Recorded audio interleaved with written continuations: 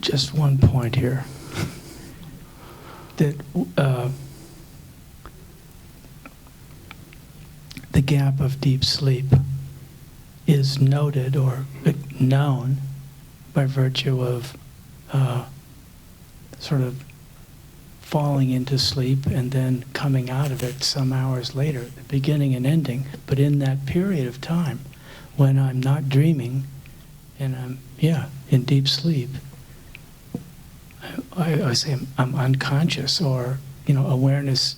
It's not like awareness ends, but there is no knowing during that period. There is no knowing for like hours. How do you know?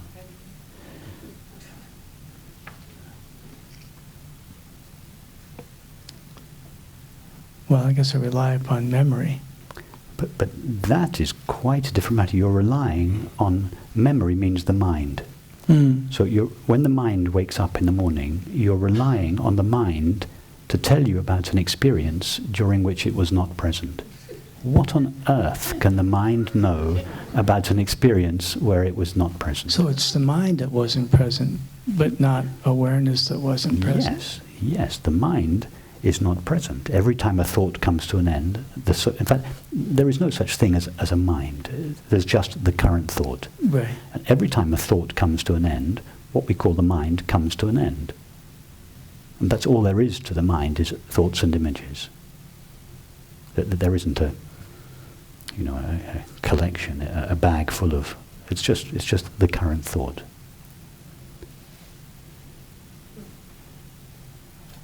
Okay.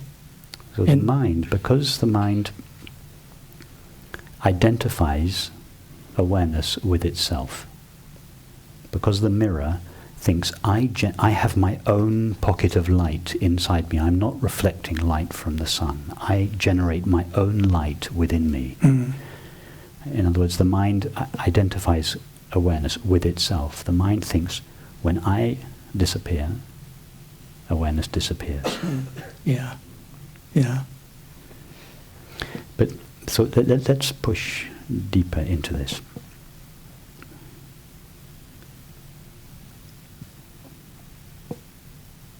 What is your experience of time? Oh, it's quite fluid. Like you can meditate for a couple hours and it seems like 5 minutes, and it's very unreliable. Okay. But nevertheless, you experience something called time. Yeah, definitely. Okay.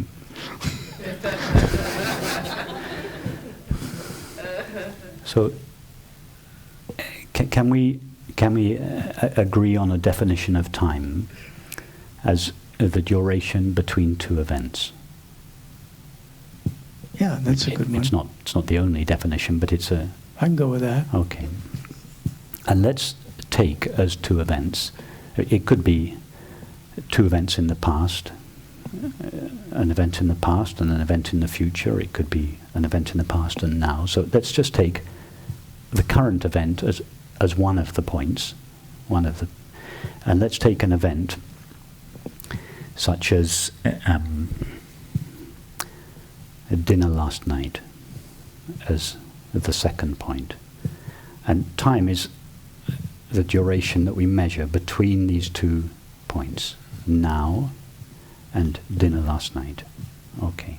So now we've no doubt that now is present. Now this point, one of the points is very obvious. Now, where is dinner last night? Because in order to measure time, we have to find this second event. When you say where, in terms of... In terms of experience. How do I know it occurred? Or? No, just in terms of experience. We've got to measure the distance between these two events. So first of all, we need to find the event in order to be able to measure the distance between them. How about 6 o'clock Saturday night? Where is that now? It's back there. It's in memory. And when does memory take place? Now. So memory is an image. So that is the current event. Okay, that's one event. The current image. That's one event. But we don't want the current event. We want another event that we're going to measure the distance between them. So we're not looking for the memory of last night's dinner, we're looking for last night's dinner. Return to that experience? Can you return to that experience? No, it's over. It was delicious. It's over. Right. I get how, it all arises now. I mean, I'm good on that one, but... Well, you said, and you were very emphatic about it, you said, for absolute definite, I experience time. Yeah. So what I'm trying now to find out, really, whether we do definitely experience time. So another way another obvious way to try would be to step out of the now, because time means the past and the future. You can't have time without a past and a future. So if we experience time, we must experience a past and a future. Yeah? Okay, now try and experience the past now. Step out, which means stepping out of the now, obviously, because the now is neither past nor future. So now just try stepping out of the now, maybe just a couple of seconds into the past or into the future. Can you go there? No. Have you ever experienced the past or the future? No. Could you ever experience a past or a future? As present experience? Well, what other kind of experience is there other than present experience? That would be a no. So you've never experienced the past or the future, and yet you're absolutely certain that you experience time. But wait a minute. I mean, I get where knowing occurs. It only occurs now. I get that. But, I got 65 years on me here. Yeah.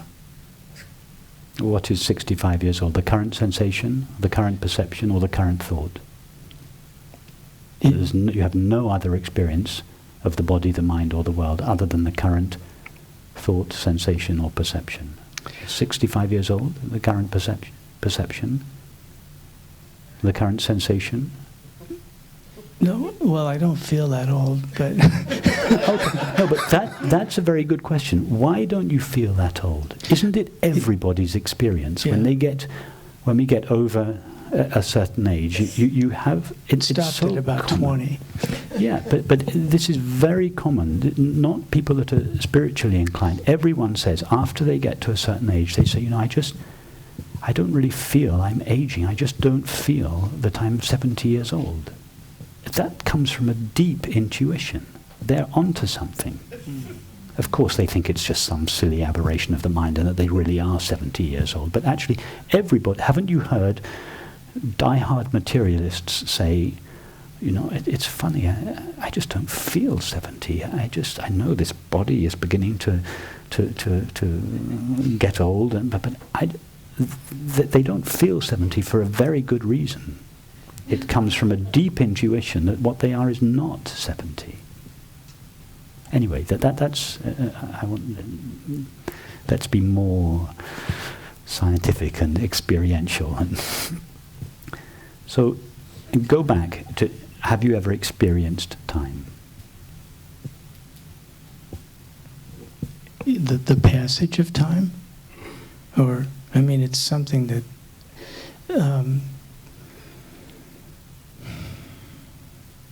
only in the sense of a past, or... No, but we've already discovered that you've never experienced the past. That's right. The past is an idea, and I'm not saying that it's not a valid idea. It is a valid idea, but is it an idea that corresponds to your experience? No, it doesn't hold up very well. Okay, all right. So if neither the past or the future hold up to experience, and as I say, that's not to invalidate the concept of time.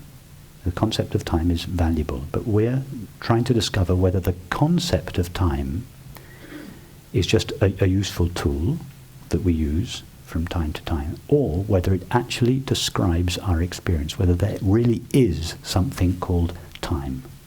And you've discovered... You've admitted, quite rightly, that you've never experienced the past or the future. And not only that, nor could you. True. And if we asked anybody, not just anybody in this room, but any of the 7 billion of us, have you ever actually experienced the past? Not have you had a thought in the present about an apparent past, but have you ever actually experienced that past to which your thought refers? Everyone will have to answer no. Yeah. Now, if nobody has ever experienced a past and a future, could it be, and the time is the movement between the past and the future, but if nobody has ever experienced these two spaces called the past and the future, could it be that time is just not quite what we think it is? Well, that's becoming clear. I mean, in the common understanding of time, I mean, yeah, that it is a construct of some sort. But see, what I have trouble with is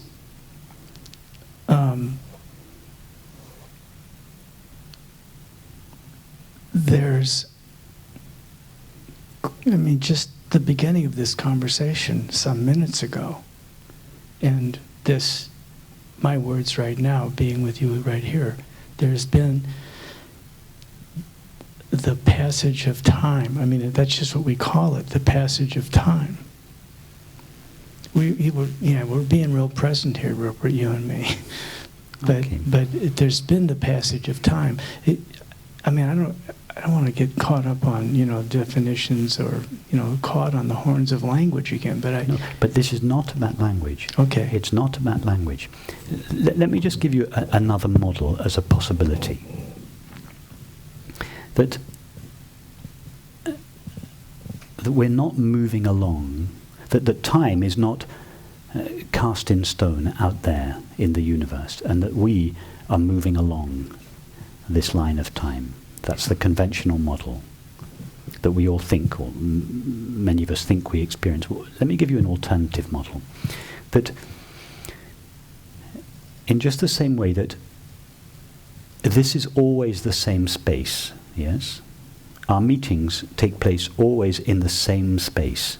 The space is not going anywhere. We come in and out of it, but the space is always the same. Mm. We think that our meetings take place at a different time, but always in the same place. Yes? They take place at 24-hour intervals. Each meeting takes place at a different time, but they all take place in the same place. Yeah? What about if time was like space in that respect? Mm-hmm. That the now was like space, but without the 3 dimensions. In other words, that the now is the only now there is, and that like space, it's not going anywhere. And that instead of time being spread out in one long line from the infinite past to the infinite future, and we move along a little segment of it, what about if time was ever present? In other words, what about if there isn't really time? There is eternity, which means not the everlasting now, the ever present now. This, the only now there ever is. And that thoughts appear in it, sensations appear in it, just like objects appear in the same space, relatively speaking here. What about if all the objects of our experience, thoughts, feelings, sensations, and perceptions, what about if they all arise in the same, not going anywhere, now? And that a thought then arises, collates all these different experiences, remembers them, and in order to house them all, imagines a line of time in which it can place all these objects, and with that creates the idea of linear time. But actually, experience doesn't appear in linear time. All experience appears now. And if I were to ask you, is the now moving along a line of time? I mean, how fast exactly is the now going in your experience? It's motionless. It's perfect. It's motionless. It's not going anywhere. It's not moving from the past over there at a certain speed to a future over there. It's motionless. In other words, it's ever present. This, the only now there is. And everything appears in that. And it's only a thought. Because thought cannot see the ever-present now, which is awareness, it has to manufacture. In other words, thought can't see the space of the now in which experience arises, because it's invisible to thought. So thought thinks, objects are coming and going. They must come and go in something. What do they come and go in? Well, I look around. Thought looks around. I can't find the now anywhere. I can't find awareness anywhere. I know. I'll make up this substance called time. As soon as I make up this substance called time, then I can populate it with all these events. So time is what eternity looks like when viewed by the mind. Oh, that's brilliant, yeah. Write that down, somebody. You're so patient with bringing me along there. But I enjoy this. I like the way that you don't lie down too easily, because this is, and that you don't just say, oh yes, yeah, I don't experience time. Or, it's much better to be highly skeptical and to push, because this is how you make the understanding your own experience. What I say means nothing. Yeah, but I follow you to my own understanding. I do. So what about death? We're back at death. Okay, so now, having understood that time is a valuable concept, but not one that relates to our experience. Our actual experience is of the ever-present now. So now, think again now of the moment of, in other words, time is created by thought, yes? Time is what eternity looks like when it's filtered through the mind, filtered through thought. So now, look again at let's take to begin with the experience of falling asleep and waking up, which thought says one takes place 6 hours after the other. But now, thought isn't present in the gap to manufacture time. Yeah? So, isn't it your actual experience that the moment of falling asleep and the moment of waking up happen not 6 hours apart, but this far apart? Right. You fall asleep and you wake up. They're the same. There's no gap of time between them. Why? Because thought is not there. And as soon as thought vanishes, time vanishes. In other words, deep sleep doesn't take place in time. Nothing takes place in time. And now, expand that. You've got midnight and 6 o'clock in the morning. Just go back in both directions to birth and death. How much time is... Nearly. How much time elapses between these two moments, between birth and death?